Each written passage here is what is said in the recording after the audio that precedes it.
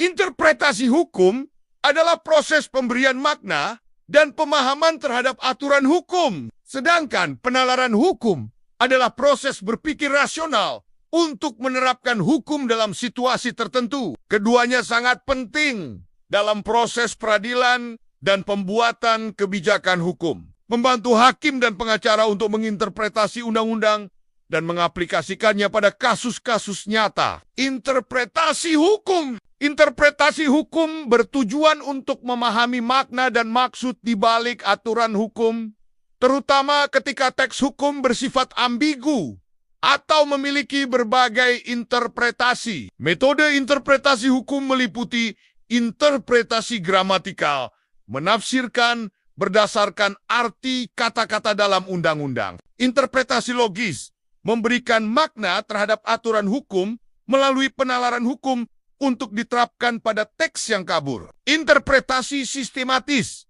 menafsirkan aturan hukum dengan mempertimbangkan seluruh sistem hukum dan konteksnya. Interpretasi historis, memberikan arti aturan hukum berdasarkan sejarah dan konteks sosial budaya di mana hukum tersebut dibuat. Interpretasi teleologis, menafsirkan aturan hukum berdasarkan tujuan dan tujuan yang ingin dicapai hukum tersebut. Interpretasi sosiologis, menafsirkan aturan hukum berdasarkan pengaruh hukum terhadap masyarakat. Penalaran hukum adalah proses berpikir yang digunakan untuk merancang dan memberikan alasan yang masuk akal untuk tindakan atau keputusan. Ini melibatkan penggunaan logika dan prinsip-prinsip hukum untuk mengidentifikasi dan menerapkan aturan hukum dalam kasus tertentu. Penalaran hukum penting karena membantu mengidentifikasi fakta.